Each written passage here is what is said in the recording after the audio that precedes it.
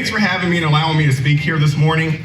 Most importantly, I want to offer my sincere thanks to each and every one of you for being here today. After all we've been through as a community, your presence here today sends a powerful message of support of the men and women who wear the uniform every day with courage and integrity. Law enforcement officers have the most difficult and dangerous job in this country. Every morning, every night, every evening, and every holiday, officers kiss their kids and spouses goodbye, knowing they may never see them again, to stand between you and the dangers that face this city. As an elected leader of the men and women of the Omaha Police Department, I want to be clear. Our profession is under attack. This attack is calculated and steady. The national news media has chosen sides. Their side is clearly against law enforcement. The 24-hour news media is a powerful and unchecked force in this country, and it is my responsibility to speak truth to power.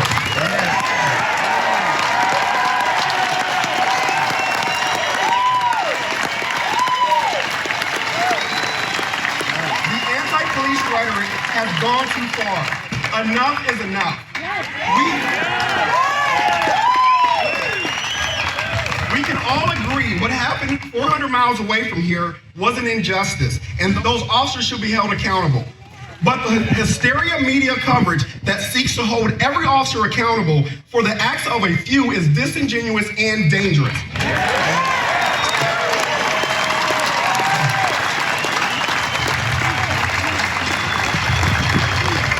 Here are the facts. 95% of suspects that are shot by the police were actively attacking officers or innocent civilians. 99% of the suspects that are shot by the police are armed with some type of deadly weapon. But you would never know that if you only watch the news or listen to self-serving politicians who distort reality for their own agenda.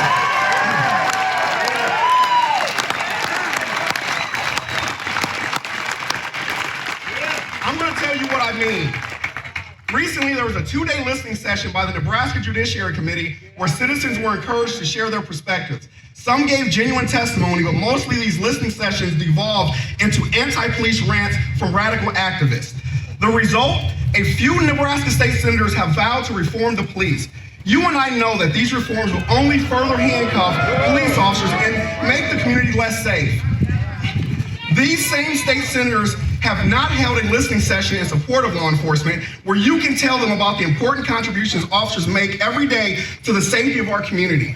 For example, I haven't had the opportunity to tell them that every police officer in this city, sergeants and in the gang unit, all wear body-worn cameras, and every citizen contact is recorded for protection of the citizen and the officer.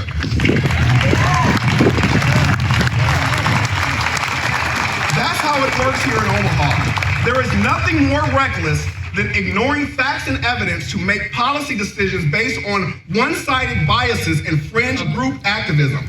Since they haven't heard us yet, maybe they'll hear us now.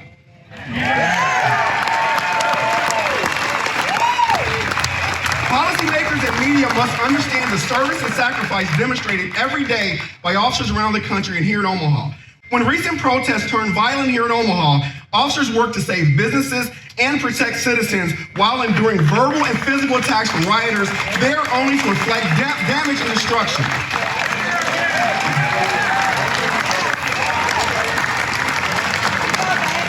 As of Wednesday this week, 139 officers have died because of COVID-19. As of June 30th, 150 officers have been shot in the line of duty. 27 officers have lost their lives and been killed in the line of duty. Enough is enough.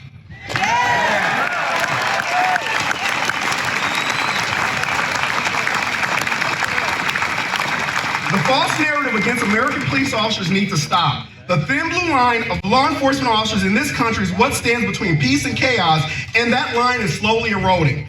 Omaha Police experienced a near 50% drop in recruit applications between the year 2013 and the year 2015, following the events of Ferguson, another incident where civil unrest resulted in attacks on law enforcement. Today, the anti-law enforcement voices are louder than ever before. We will see the same challenges after the most recent unrest if we don't fight back.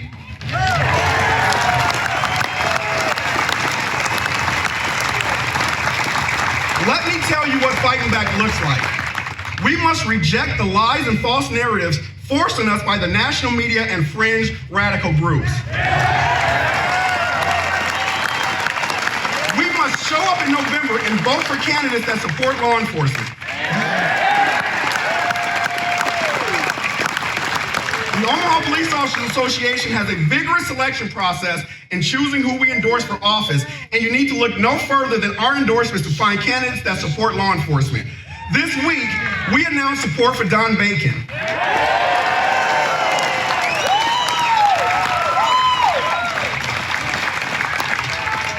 His opponent supports changing qualified immunity for police officers, officers that are within their department's policies, within the law, and acting in good faith when making an arrest. Any change to qualified immunity is nothing more than a slick way of getting to the ultimate goal of defunding the police. There is no way anyone would consider this profession without that protection.